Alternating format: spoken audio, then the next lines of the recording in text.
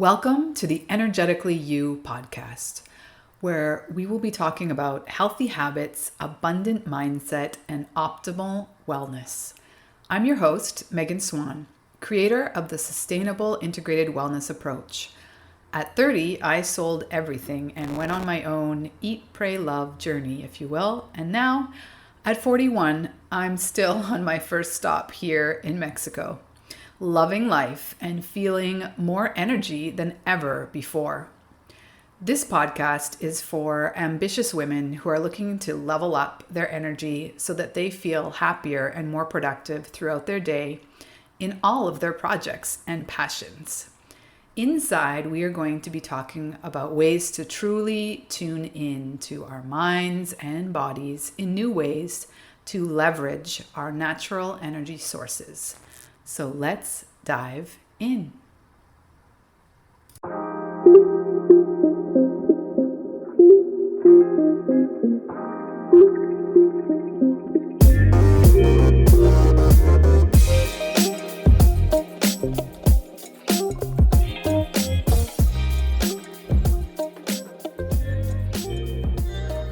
Welcome back. Today, I wanted to speak on 5 ways that businesses can help promote the mental wellness of their employees. Really important topic that I'm very happy to see is getting more and more traction on a bigger scale. So here are the 5 things that I would suggest that companies consider. First, I think it is ideal to hire an in-house wellness coach or some sort of service.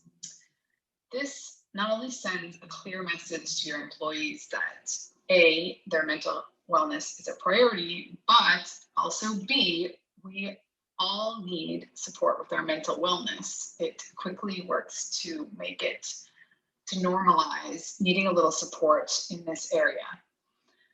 The wellness coach would oversee checking in with employees to ensure that they are practicing self-care and managing stress with wellness tools. This might look like a monthly 30-minute or 20-minute check-in with each employee to help them establish a healthy morning routine or teach them how to meditate, maybe ensure that they have a meal plan that is appropriate to cleaner eating, something that supports them in their mental wellness and ultimately leaves them happier, more at ease, and more productive throughout their day. Secondly, I think ensuring that the company has a policy on clean eating, and I would even go as far as to say a written or unwritten policy on how alcohol is consumed in the work setting could be pivotal. Meaning, small shifts in the day-to-day. Let's imagine that you're still actually in a physical office setting.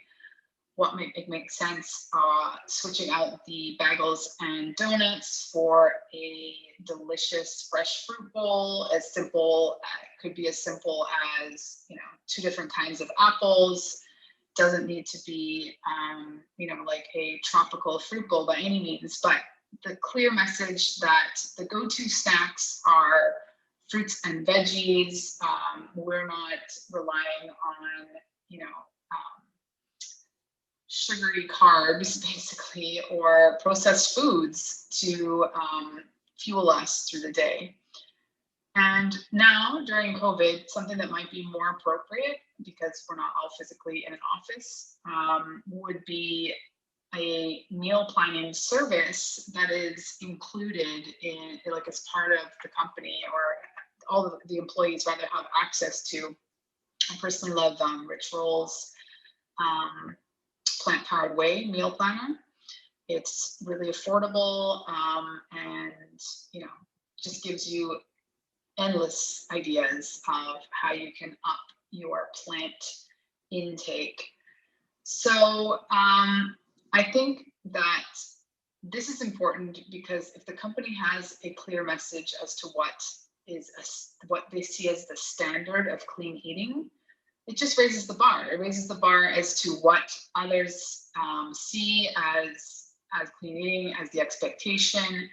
But ultimately, it makes it easier for them to design their own environment that supports healthy habits.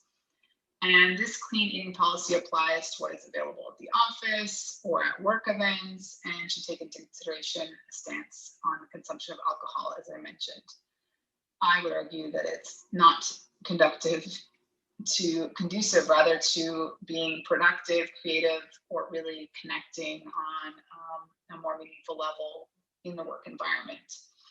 So maybe having a clear stance, such as, only one time a week do we gather outside of work to have a drink together, for example, instead of it being Wednesday, Thursday, Fridays, we meet up after work. Just an example. So the third thing or way that businesses can help promote the mental wellness of their employees is hosting a mandatory wellness event at least once a month. This should be something fun and inspired. It could be a morning guided meditation on a Monday, or a Wednesday lunchtime Zumba class, or a Friday yoga happy hour. Something that brings everyone together, lightens the mood, and demonstrates that the company is committed to the mental wellness of its employees. Number 4, increasingly, it has become necessary, and I would argue even more so now in the pandemic, with so many of us working from home, that companies start implementing and respecting a digital boundary or buffer with their employees. So this might look like a more relaxed response time to email so that it does not interfere with their sleep cycle.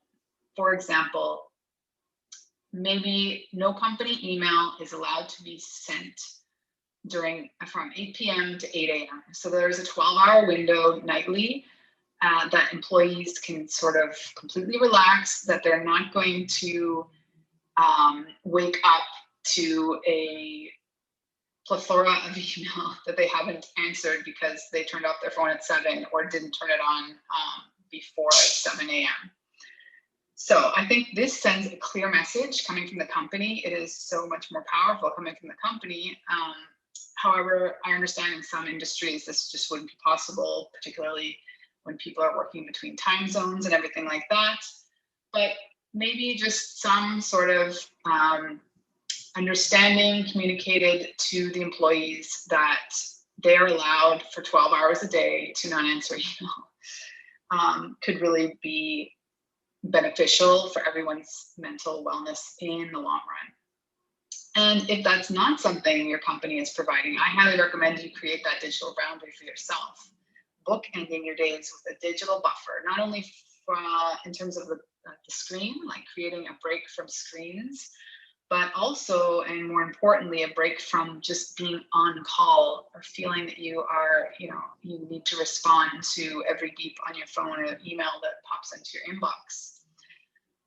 Why? Well, because our nervous system does not differentiate between the stress of lion chasing us versus the stress of an email that you just read before bed and forgot that you needed to do something or respond to it at a certain time.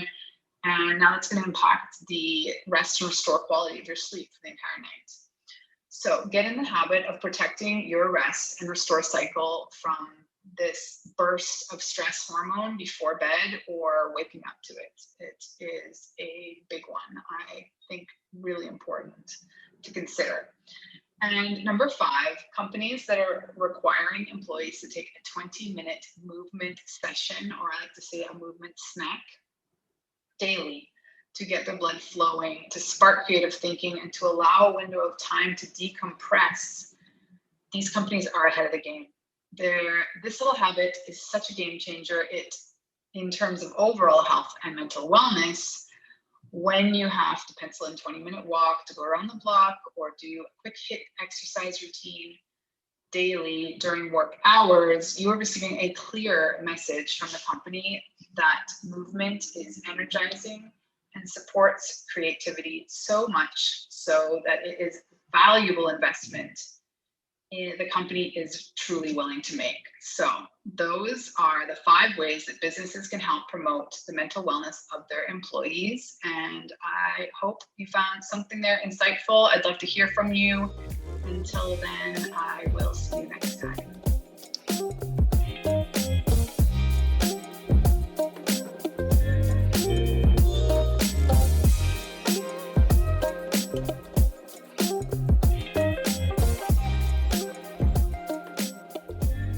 Thank you so much for listening to Energetically You. I hope that this episode has helped you to tune into your natural energy sources so that you feel more energized and focused throughout your day. If you enjoyed the episode, please take a second to rate and review. Each review helps us to help more ambitious women just like you accomplish their goals. Don't forget to take a screenshot, share it on social, or in your Instagram stories and tag me at Megan Swan Wellness. See you soon.